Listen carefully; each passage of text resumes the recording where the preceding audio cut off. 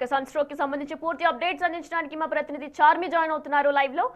చార్మి, ప్రస్తుతం ఎండకి సంబంధించి అధికారులు ప్రజలకి ఎటువంటి జాగ్రత్తలు తీసుకోవాలని చెప్తున్నారు అండ్ దీనికి సంబంధించిన పూర్తి అప్డేట్స్ ఏంటి చార్మి?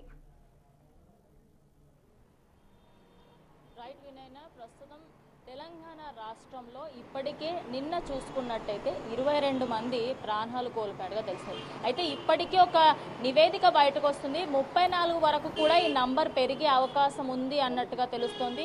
అది ఇంకా కంప్లీట్ డీటెయిల్స్ రావాల్సి ఉంది. ఖచ్చితంగా వాళ్ళు ఎవరు ఏంటి, మరి ఎందుకు ఇలా జరుగుతుంది అంటే ఒక్కసారిగా వాతావరణం 44 డిగ్రీల నుంచి 46 డిగ్రీల వరకు వెళ్ళిపోతుంది.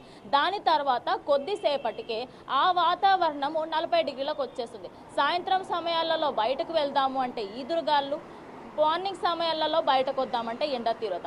అసలు జనాలు బయటకి రావాలి అంటేనే భయపడుతున్నారు. ఇప్పటికే వాతావరణ శాఖ 5 రోజుల పాటు ఎవరూ కూడా బయటకి రాకూడదని, ఎవరైనా వచ్చినా కూడా చాలా ఇప్పుడు ఆల్రెడీ మన ఖైరతాబాద్ ఈ ఏరియాలో ఉంటే అసలు రోడ్స్ అన్నీ కూడా ఖాళీగా కనిపిస్తూ ఉన్నాయి. బికాస్ అంటే ఇంత ఎండ తీవ్రతలో ఎవరూ కూడా బయటకి రాకుండా ఉంటే బెటర్. కానీ రోజువారీ కూలీలు అక్కడ చూసుకోవచ్చు, ఆయన తన డే టు డే లైఫ్ సాగించడం కోసం ఆయన అయితే తన పని చేసుకుంటూ ఉంటున్నారు. అంటే ఎవరైతే రోజువారి కూలీలు ఉంటారో, అదేవిధంగా పండ్లు అమ్ముకునే వాళ్ళు, వెజిటేబుల్స్, వాళ్ళందరినీ కూడా అప్రమత్తంగా ఉండాలని, జాగ్రత్తగా ఉండాలని కూడా చెప్తున్నారు. ఇక హైదరాబాద్లో చూసుకుంటే 41 డిగ్రీలు అయితే కొనసాగుతుంది. కానీ ఆదిలాబాద్లో 45.3 డిగ్రీలు, నిజామాబాద్లో 46.2 డిగ్రీలు, అదేవిధంగా ఖమ్మంలో 45.4 డిగ్రీలు, ఇక హన్మకొండ, భద్రాచలం, నల్గొండ, రామగుండం ఏరియాస్లలో 44 డిగ్రీల కంటే ఎక్కువగా కూడా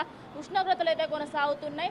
ఇక ఇందాకనే వాతావరణ శాఖ అధికారులు అయితే ఒకసారి ఈరోజు సాయంత్రం వరకు ఖచ్చితంగా వాతావరణంలో మార్పులు చూడవచ్చని, ఆ మార్పులు ఖచ్చితంగా కనిపిస్తాయని కూడా చెప్పుకొచ్చారు. ఇక ఆ మార్పులు ఏంటి అంటే కొన్ని ప్లేసెస్లలో వర్షం కూడా పడే అవకాశం ఉంటుంది. లైట్గా ఆ వాతావరణం చేంజ్ అయితే కనిపిస్తుంది, కానీ ఈదురుగాలు అయితే ఖచ్చితంగా ఉంటాయని చెప్పుకొస్తున్నారు. Right Charmi, thanks for the live.